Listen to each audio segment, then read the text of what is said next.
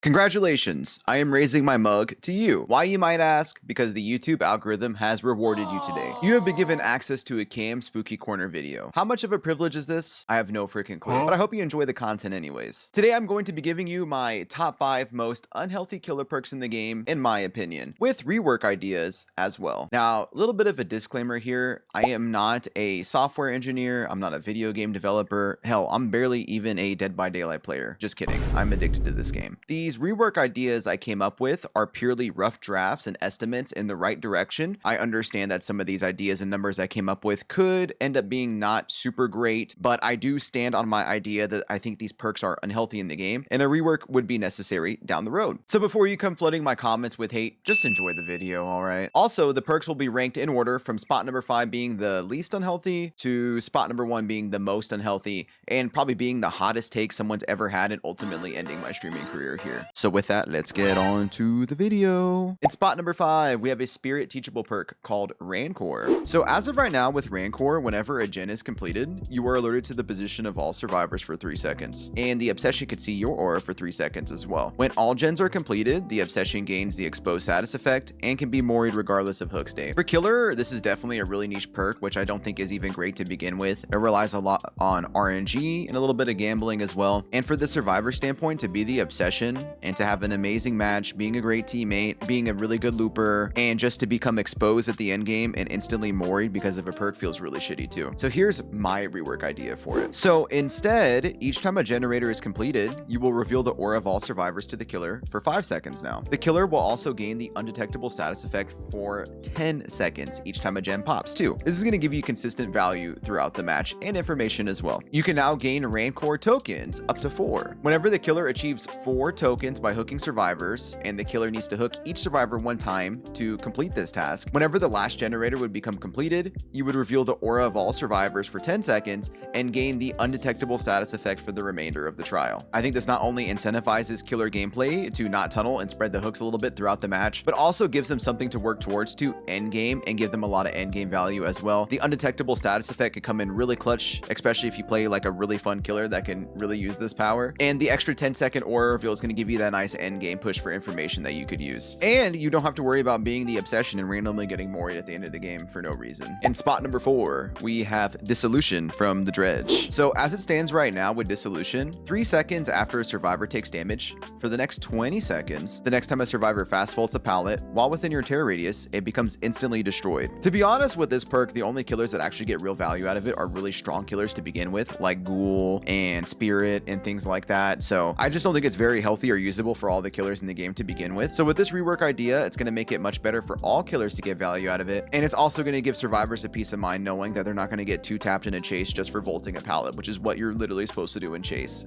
as a survivor player. So now with my rework, whenever you injure a survivor, Dissolution gains a token. When Dissolution has a token, the next time an injured survivor vaults a drop pallet within your terror radius, you will consume 1 token. That pallet becomes fragile. A fragile pallet can be broken by the killer 30% faster. I know there's already brutal strength that exists in the game, which gives you permanent 20% pallet breaking speed. So I wanted to make this a little bit stronger, but not too strong where you would just run it instead of brutal strength to begin with. There's obviously a stipulation with this where you have to injure a survivor just to earn the token, as to where brutal strength is just active throughout the entire match. But this makes this still a really fun and engaging chase perk where you still get rewarded for injuring a survivor, but it does make you consciously think if you want to play around the pallet as a killer or if you just want to break it and get it out of the way a little bit faster. And for survivor, there's still counterplay. You can hold W and leave the loop and avoid that pallet that's going to get shredded by you. In spot number 3, it's everyone's favorite. Hex, no one escapes death. This is a global perk everyone has access to. When all generators are completed, a dull totem becomes a hex totem. Survivors will be exposed and you will gain 4% haste. Now, the real reason why I wanted to rework this perk is because I honestly think that this perk is so unhealthy for the game, being that it artificially inflates killer numbers. A lot of beginner killer players like to use this perk and they get value from it, which I think really affects behavior stats when it comes to overall kill rates versus survival rates. I think this perk is based off off of totally luck and just snowballing an endgame situation and hoping that you can get max value out of it. Mid to high MMR, you're not even going to really get good value out of it as a killer player because the Swifts you're going to go against or the survivors you're going to go against are going to know what it is and know how easy it is to counter. And then for the low MMR and baby killers going against low MMR and baby survivors, this perk is artificially inflated. It's going to give you more value than what is deserved. And I think ultimately it is really greatly affecting our kill rates overall. I still wanted to keep the perk designed in a way that does benefit late game gameplay, but just in a much more healthy direction. So here's my rework idea. This is no longer a hex, so you don't have to worry about that anymore. Once the final generator is completed, reveal the aura of all survivors for 5 seconds. You will also increase pickup speed, hooking speed, pallet and breakable wall breaking speed, and your vaulting speed by 10% for the remainder of the trial. Another little neat effect I added to the perk is exit information. When a survivor begins working on exit gate, you will receive a loud noise notification at that gate. So now this becomes more of an endgame pressure snowball perk instead of just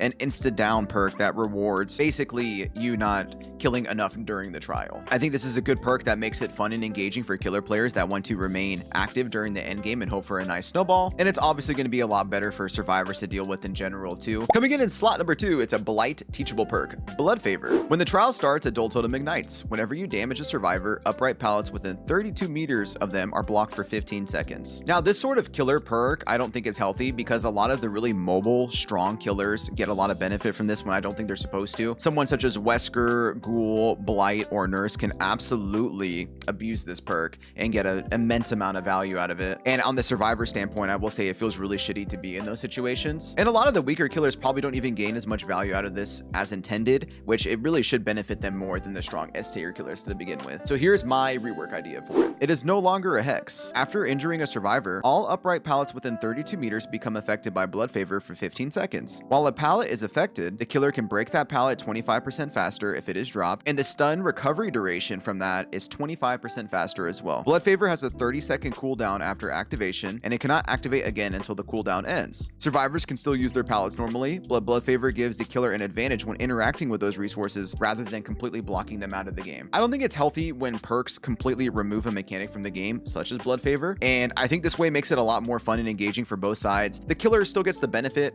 of the chase potential from the perk, and survivors don't get cheesed by it from an S tier killer using it and all the upright pallets become blocked to begin with. And it's no longer a hex too, so you really don't have to worry about it getting cleansed out of the match immediately. Now the numbers I came up with, like I said, are rough drafts, so the 25% on both ends may need a little bit of tweaking. Also, the 30-second cooldown may need to be increased to like 40, 50, or even 60 seconds depending on the strength of the perk in general. And in spot number 1, the moment we've all been waiting for, the hottest take of all hot takes, for sure to end my streaming career. Number 1, Lightborn. That's right, baby. Here we go. Now, before we get into my idea for the rework of this perk, I want to give one disclaimer. I know there are people out there that take Lightborn because they are sensitive to flashing lights and bright lights, and I totally understand and I totally see where you're coming from. So what I think they should do in Dead by Daylight in general is they should make an accessibility option. Call of Duty did it a long time ago with flashbangs where you could turn down the brightness and make your screen go black instead of white whenever you're blinded. I think behavior should do the same thing, and I can't believe it's not even an option yet. I know there's a warning in the beginning of the game about, you know, photosensitivity and stuff like that,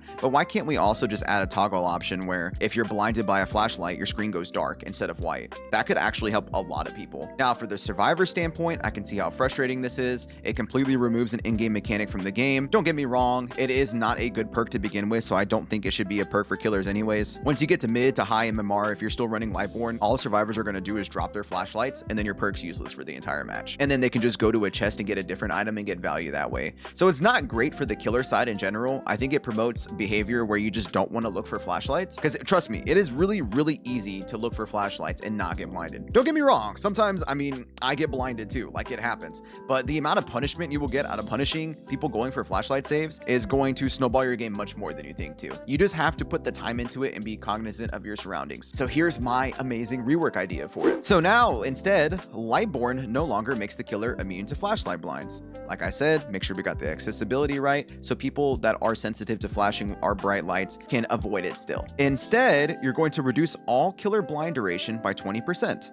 Also, after downing a survivor, you will reveal the aura of all survivors holding a flashlight within 32 meters for 10 seconds. You're also going to reveal the aura of all drop flashlights within 32 meters for 10 seconds as well, in case the survivors try to get clever and drop their flashlight and pick it up and go for some weird like outplay. I think this is a much better step in the right direction because it incentivizes killer players to do the right thing, which is looking for flashlights. This is basically going to be like your training wheel of a perk when you're learning to avoid being flashlight blinded. You get the down on the survivor, you're going to immediately do a 360, which is what you should do anyways. Look around the area for people going for flashlight saves or pallet stuns too. But it's going to give a lot of new killer players a lot better of a sense of direction that when they down a survivor, you should always be aware of your surroundings and what's going on and who's near you. This is also going to allow survivors to still go for flashlight blinds if they choose so. It's not going to get rid of the game mechanic completely, but it is going to give the killer some sort of counterplay against you when you're stealthing around for these saves. Now, the number I came up with, including the 32 meters, when we talk about things like background player and the 10-second aura reveal are obviously just rough drafts. We can tweak them as much as we need to make them completely fair and beneficial for both sides, or I guess more specific for the killer because it's a killer perk obviously. But I love this direction of the idea that I'm giving this perk and just making it a lot more engaging overall. That's all I got for you all. If you like the content, please feel free to like, comment, and subscribe to the channel. Live on Twitch Monday through Saturday, 5 to 9 p.m. Central Time. camspookycorner.com for all of my social links, including the amazing community Discord server you should come and join. If you use G Fuel products, use code CAMS, C-A-M-S, at checkout for 30% off and to support your boy here. And I'll see you all on the next one. Maybe. I may not have a streaming career after this. I really think that the Lightborn take is going to piss people off, but